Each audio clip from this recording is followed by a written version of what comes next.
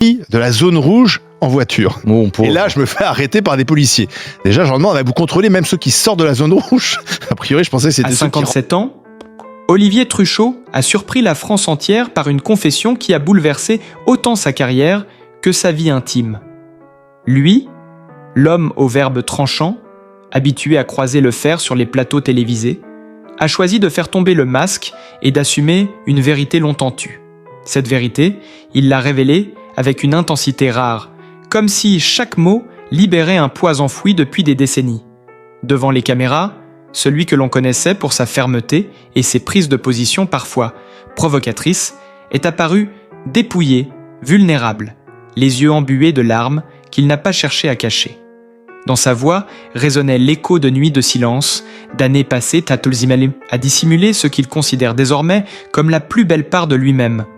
Sa déclaration n'avait rien d'une provocation, encore moins d'un geste politique, c'était le cri d'un homme qui avait longtemps lutté contre ses propres peurs et qui, enfin, osait s'accorder le droit d'exister tel qu'il est. Ce moment, d'une sincérité bouleversante, a pris des allures de renaissance. Derrière ces paroles, on devinait le poids des sacrifices, des renoncements, des amours inachevés, des instants volés à la vérité.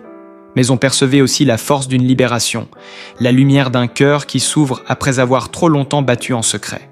Ce qu'il a offert ce jour-là, ce n'était pas seulement un aveu personnel, c'était un message universel, un souffle d'espoir pour ceux qui, dans l'ombre, n'osent pas encore dire qui ils sont. L'homme que l'on croyait connaître s'est révélé dans toute son humanité, plus grand, plus vrai, plus touchant que jamais. En un instant, Olivier Truchot n'était plus seulement le journaliste incisif que l'on voyait à l'écran. Il devenait le symbole d'un courage intime, celui de choisir la vérité, même tard, même après une vie entière de silence. Et dans cette vérité, il a trouvé la force d'être enfin lui-même, pleinement, librement, avec une intensité qui restera gravée comme l'un des moments les plus marquants de sa trajectoire. Le silence qui suivit sa déclaration fut d'une lourdeur presque insupportable, comme si l'air lui-même s'était figé sous le poids de ses mots. Olivier Truchot, figure familière et redoutée des débats télévisés, venait de briser l'un des derniers tabous de sa vie. « Je suis homosexuel, et je n'ai plus honte de le dire », avait-il lancé d'une voix tremblante mais déterminée, une phrase simple, brutale, tranchant le silence comme une lame. Les caméras captèrent chaque détail, son souffle saccadé, ses yeux humides, le léger tremblement de ses mains posées sur la table. Dans la salle, on distinguait des regards interloqués, des murmures étouffés, des journalistes notant frénétiquement chaque syllabe. L'image d'un homme maître de ses mots et de ses colères laissait place à une vérité nue, brutale, inattendue. Ce n'était pas seulement l'aveu d'une orientation sexuelle, mais la révélation d'une histoire d'amour soigneusement dissimulée pendant des années. Truchot parla de lui, mais aussi de cet homme, ce regard croisé il y a plusieurs années, qui avait fait vaciller toutes ses certitudes. Il raconta la peur qu'il avait saisie, cette peur glaciale d'être découvert, de voir sa carrière s'effondrer, son image publique anéantie par une société encore prompte à juger. Il expliqua qu'il avait préféré le silence au quolibet, qu'il avait choisi les murs froids de la solitude plutôt que la chaleur d'un amour affiché, persuadé que l'opinion ne lui pardonnerait jamais. Sa voix se brisa lorsqu'il évoqua les soirs où il rentrait chez lui, costume impeccable, sourire forcé, pour s'effondrer dans une solitude qu'aucun téléspectateur n'aurait soupçonnée. Les mots claquaient comme des coups de tonnerre. « J'ai eu peur de tout perdre, alors j'ai choisi de me perdre moi-même. » Dans la salle, on retint son souffle. Et déjà les réseaux sociaux s'enflammaient. Twitter, Instagram, TikTok, tout explosait de commentaires, de réactions, de captures d'écran. Les médias concurrents, flairant le scandale, interrompirent leur programme pour relayer l'information. Les titres apparurent en lettres capitales sur les sites d'actualité. Olivier Truchot sort du silence. Une confession qui bouscule le paysage médiatique. La face cachée de l'animateur des grandes gueules. Les réactions furent immédiates et contrastées. Certains saluèrent son courage, parlant d'un acte libérateur, d'un message essentiel envoyé à des milliers de personnes encore dans l'ombre. D'autres, plus sceptiques, évoquèrent une stratégie médiatique, un coup de théâtre destiné à redorer son image. Mais personne ne resta indifférent. Parmi ses collègues, la stupeur dominait. Quelques-uns se rappelèrent des signes enfouis dans leur mémoire, une remarque coupée court, un éclat de regard esquivé, une discrétion inhabituelle lorsqu'il s'agissait d'évoquer sa vie privée. Ces détails, ignorés jusque-là, prenaient soudain une signification nouvelle, comme des pièces de puzzle enfin assemblées. On aurait dû comprendre, murmura un producteur anonyme dans les colonnes d'un magazine People. Tout était là, mais personne n'a osé poser la question. La tension monta d'un cran lorsque les tabloïds commencèrent à fouiller dans son passé, cherchant à identifier l'homme dont il parlait à demi-mot. Des clichés granuleux circulèrent rapidement, montrant Truchot à la terrasse d'un café parisien, riant avec un inconnu au visage flouté. La presse s'emballa.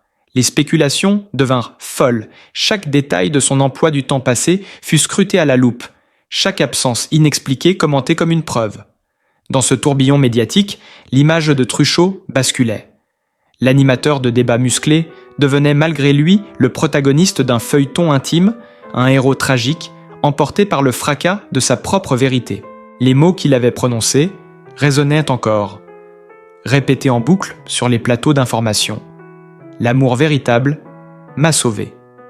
Une phrase courte, simple, mais d'une puissance dévastatrice. Elle s'imposait partout, dans les journaux, à la radio, sur les réseaux sociaux, comme une devise, un cri, une revendication. Et derrière le tumulte, une question planait, obsédante, presque suffocante. Pourquoi maintenant ? Pourquoi, après tant d'années de silence, avoir choisi ce moment précis pour briser ses chaînes ? Parce que tout, dans la vie d'Olivier Truchot, semblait converger vers ce moment précis, comme si le destin lui avait imposé un ultimatum. Dans son récit, il expliqua qu'il avait longtemps cru pouvoir enfouir ses désirs, que sa carrière, son rôle de journaliste tranchant, suffirait à combler le vide intérieur. Mais la vérité, implacable, revenait chaque soir, chaque fois qu'il se retrouvait seul face au miroir, obligé de croiser ce regard qu'il ne supportait plus. J'avais l'impression de vivre deux vies parallèles, lâcha-t-il d'une voix étranglée, celle que tout le monde voyait et celle que je m'interdisais. Il parla de ce déclic, de cet instant charnière où la peur de se nier fut plus insupportable encore que la peur du jugement. Selon ses proches, ce fut une rencontre déterminante, une histoire d'amour qui le poussa à franchir la ligne. Il décrivit avec des mots tremblants le soir où, pour la première fois, il s'était autorisé à aimer sans retenue. Le moment où ce baiser volé devint pour lui une révélation. J'ai compris que ce n'était pas un crime, que ce n'était pas une honte, mais la plus belle vérité de mon existence, avoua-t-il sous les projecteurs, ses phrases résonnant comme des coups de canon dans une salle suspendue à ses lèvres. La presse, déjà en effervescence, s'empara de chaque détail, exhuma des anecdotes passées. On ressortit une interview vieille de 15 ans où, interrogé sur sa vie privée, il avait éludé la question avec une ironie un peu trop tranchante. On publia des photos anciennes où son sourire semblait forcé, où ses yeux, malgré les projecteurs, paraissaient voilés de mélancolie. Les tabloïds allèrent tasse plus loin encore, parlant de soirées discrètes, de confidences chuchotées dans des cercles restreints, de voyages éclairs qui aujourd'hui prenaient une toute autre résonance. L'emballement fut tel que même ses confrères, souvent habitués à analyser la vie des autres, restèrent bouche bée devant l'ampleur du séisme. « Je ne l'ai jamais vu aussi vrai », confia un chroniqueur en direct à l'antenne, les yeux humides, « et c'est ça qui me bouleverse. » Mais la révélation n'ébranla pas seulement les studios et les colonnes de journaux, elle s'infiltra dans les foyers, dans les discussions de bistrot, dans les dîners de famille. On débattait de son courage, de son timing, des conséquences que cela aurait sur sa carrière. Certains applaudissaient, d'autres chuchotaient, mais tous étaient fascinés. Le pays entier semblait suspendu à son aveu, comme s'il s'agissait d'une affaire d'État, d'un tremblement de terre dont les répliques secouaient bien au-delà du monde médiatique. Et au milieu de ce tumulte, une image marqua les esprits, celle d'Olivier Truchot quittant le plateau ce soir-là. Le regard perdu mais étrangement apaisé, ses pas lourds mais déterminés. Un homme qui, après des décennies de silence, venait de jeter bas ses chaînes. Un homme qui, en quelques mots, avait fait exploser les murs de sa propre prison et déclenché une onde de choc dont personne ne mesure encore toutes les conséquences. Le lendemain matin, la France entière se réveilla avec son visage en une de tous les journaux, ces mots gravés en lettres capitales, répétés à l'infini sur les chaînes d'information. Les radios diffusaient en boucle l'extrait de sa confession. Chaque émission, se l'appropriaient. Chaque chroniqueur donnait son avis, comme si le pays venait d'assister à une secousse historique. Les plateaux s'embrasaient de débats passionnés. Les uns saluant une libération salutaire, les autres dénonçant un coup médiatique soigneusement orchestré. Mais au-delà des polémiques, l'impact émotionnel était indéniable. Dans les cafés, les regards se croisaient au-dessus des journaux, des murmures circulaient, certains parlèrent de courage, d'autres de trahison, mais nul ne restait indifférent. Des images exclusives surgirent dans les tabloïds. Olivier Truchot, quittant le studio, soutenu par 2 collaborateurs, le visage blême et soulagé, puis d'autres clichés, plus volés encore, où on le voyait marcher seul dans une rue parisienne, les mains enfoncées dans les poches de son manteau, comme écrasé par le poids de ce qu'il venait de déclencher. Les photographes traquaient chacun de ses mouvements et déjà les spéculations redoublaient sur l'identité de l'homme qu'il avait évoqué à demi-mot. Certains affirmaient qu'il s'agissait d'un cadre du monde médiatique, d'autres murmuraient le nom d'un ancien conseiller politique. Rien n'était prouvé, mais les rumeurs, alimentées par des témoins anonymes, prenaient la forme d'un roman feuilleton haletant.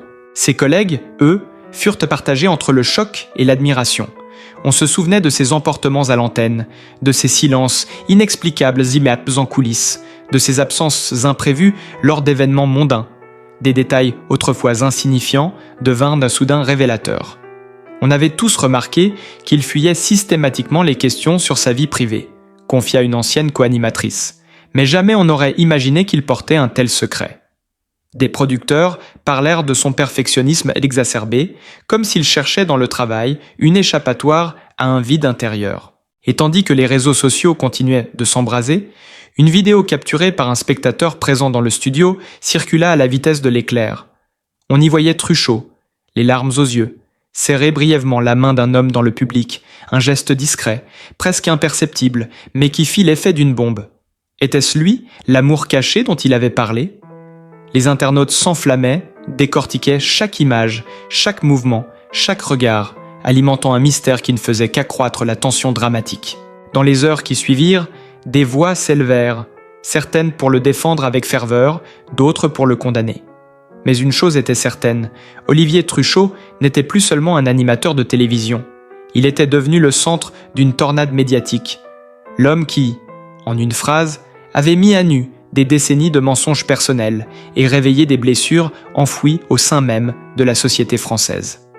Et plus les heures passaient, plus l'affaire prenait l'ampleur d'un véritable séisme, une onde de choc dont personne ne voyait encore la fin. Très vite, les chaînes d'infos organisèrent des éditions spéciales, alignant experts en communication, psychologues, anciens collègues, tous convoqués pour décrypter le cas Truchot. Les plateaux s'embrasaient, les débats se faisaient électriques, les mots courage, manipulation, vérité, stratégie revenaient en boucle, alimentant une atmosphère de fièvre collective. Dans certains journaux populaires, on parlait déjà de la révélation de la décennie, comparant son aveu à des scandales politiques ou à des affaires people retentissantes. Les unes s'ornaient de titres explosifs. Le masque tombe, le choc Truchot, un homme brisé, un homme libéré. Sur les réseaux sociaux, la viralité atteignit des sommets inédits. Le hashtag Pravachap Truchot Vérité se hissa en tête des tendances mondiales, accompagné d'images détournées, de vidéos montées en boucle, mais aussi de témoignages bouleversants, de personnes anonymes avouant s'être reconnues dans son discours. Les plateformes se transformèrent en confessionnal géant, où chacun semblait trouver le courage de dire à son tour ce qu'il avait longtemps caché. Ce que Truchot avait déclenché dépassait déjà son cas personnel. Il venait de lancer, sans le vouloir, une vague de libération collective. Mais derrière cette effervescence, le mystère restait entier sur l'identité de l'homme qui avait bouleversé sa vie. Les paparazzis multiplièrent les filatures, campant devant son appartement parisien, scrutant chaque silhouette qui franchissait sa porte. Une rumeur en particulier fit exploser la tension. Certains affirmaient qu'il s'agissait d'un visage connu du paysage audiovisuel, un homme marié, père de famille, ce qui ajoutait à la dimension scandaleuse de l'affaire. Aucun nom ne fut confirmé, mais les insinuations suffisaient à exciter l'imagination collective et à jeter de l'huile sur le feu. Les réactions politiques ne tardèrent pas non plus. Quelques personnalités publiques saluèrent acte de vérité, et un jason, geste courageux, qui montre l'importance d'assumer son identité. Mais d'autres, plus acerbes, insinuèrent qu'il avait attendu la fin de sa carrière pour révéler son secret, qu'il cherchait à se donner une nouvelle image au moment où son influence médiatique commençait à décliner. Ces attaques redoublèrent la tension, transformant sa confession en sujet de discorde nationale.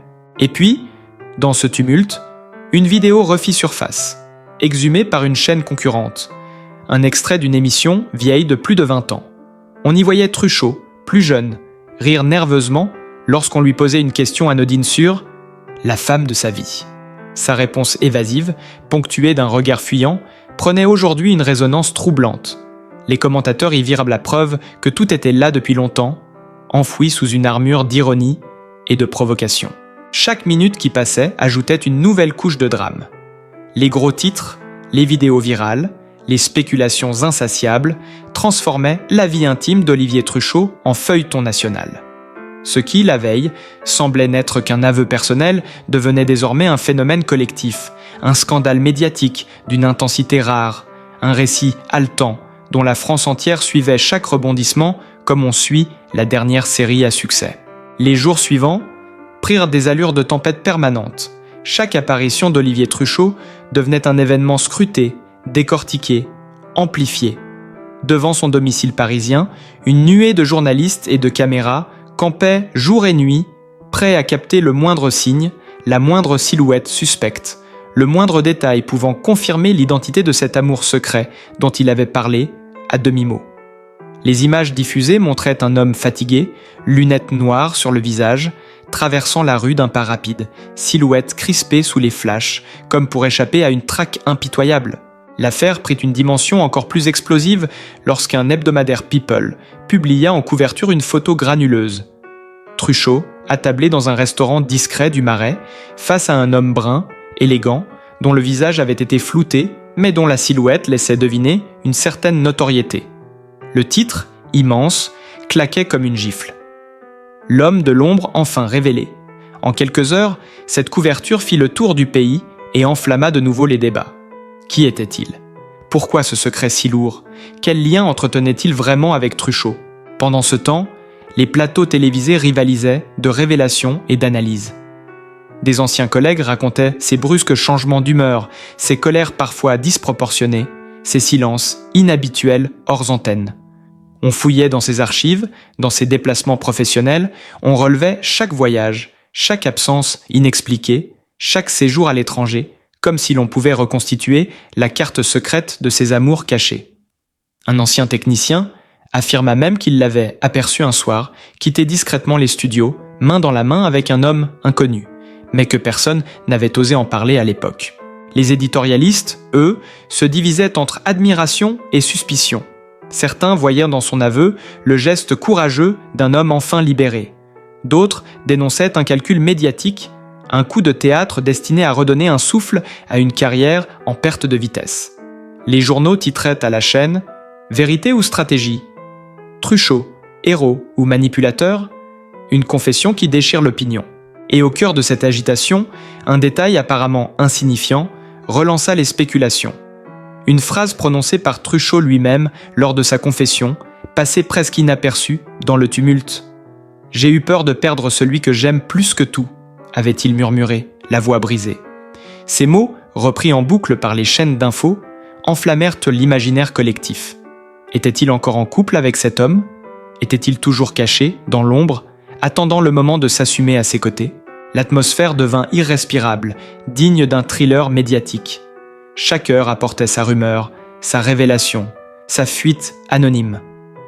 La confession intime d'Olivier Truchot, en l'espace de quelques jours, s'était transformée en feuilleton national, une bombe à fragmentation dont les éclats continuèrent d'atteindre toutes les sphères de la société, des rédactions parisiennes aux discussions de comptoir. Et plus le mystère autour de son grand amour s'épaississait, plus la fascination collective atteignait son paroxysme. Le 7e jour après sa confession, l'affaire prit une tournure encore plus dramatique. Un média en ligne spécialisé dans les révélations explosives affirma détenir des preuves irréfutables de l'identité de l'homme qui aurait bouleversé la vie de Truchot.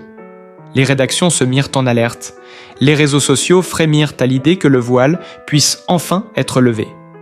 Un compte à rebours fut même lancé par le site en question, promettant une révélation à minuit précise.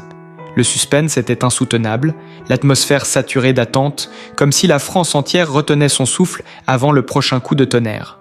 À mesure que les heures défilaient, les plateaux spéciaux se multipliaient. Les commentateurs débattaient avec une intensité rare, chacun avançant ses hypothèses. D'anciens proches étaient convoqués en direct, certains évoquant des confidences, d'autres jurant avoir deviné depuis longtemps la vérité qu'ils cachaient. Le ton se faisait électrique, les accusations fusaient, l'émotion se mêlait à la polémique dans une cacophonie dramatique. À 23h45, des milliers d'internautes étaient connectés, fixant leur écran, attendant la fameuse révélation. Et puis, au lieu d'un nom, apparut une série de photos volées, d'une précision glaçante. On y voyait Olivier Truchot, bras dessus bras dessous, avec un homme dont le visage, cette fois, n'était pas flouté.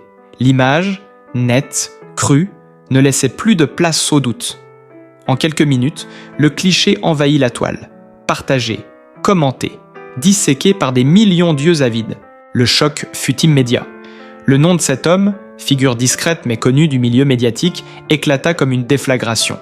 Les réseaux s'embrasèrent, les journalistes rivalisèrent de titres chocs. Les talk-shows nocturnes improvisèrent des éditions spéciales. Dans les studios, la tension était à son comble. Certains parlaient d'un séisme sentimental, d'autres d'une bombe médiatique. Mais tous s'accordaient sur une chose, jamais un aveu intime n'avait provoqué un tel tremblement dans l'opinion publique. Pendant ce temps, Olivier Truchot gardait le silence. Aucun communiqué, aucun mot, seulement ces images désormais gravées dans les mémoires. Et ce mutisme, loin d'apaiser la tempête, ne fit qu'attiser la curiosité et l'obsession collective. Les spéculations redoublèrent, les scénarios les plus fous circulaient, et la confession initiale, déjà monumentale, devenait le point de départ d'un feuilleton sans fin, un drame à ciel ouvert où chaque rebondissement semblait plus explosif que le précédent. Au petit matin, quand la poussière médiatique retomba légèrement, un sentiment étrange flottait dans l'air, celui d'avoir assisté à un moment de vérité brute, un instant de bascule où un homme avait osé affronter ses démons et briser le mur de silence qui l'étouffait depuis des décennies. Olivier Truchot, que l'on croyait incassable derrière son verbe tranchant et ses joutes verbales, s'était montré vulnérable, profondément humain. Et c'est précisément cette fragilité qui avait bouleversé la France entière. Les photos, les débats, les rumeurs, tout cela continuerait à circuler encore longtemps, mais une chose resterait gravée dans les mémoires, le courage d'un homme qui, à 57 ans, avait choisi d'être enfin lui-même. Une confession devenue symbole, une onde de choc transformée en acte de libération. Et qu'on l'applaudisse ou qu'on le critique, plus personne ne pourra jamais regarder Olivier Truchot de la même manière. Si vous voulez continuer à suivre les histoires brûlantes, les révélations chocs et les coulisses insoupçonnées des célébrités, abonnez-vous dès maintenant à notre chaîne pour ne rien manquer.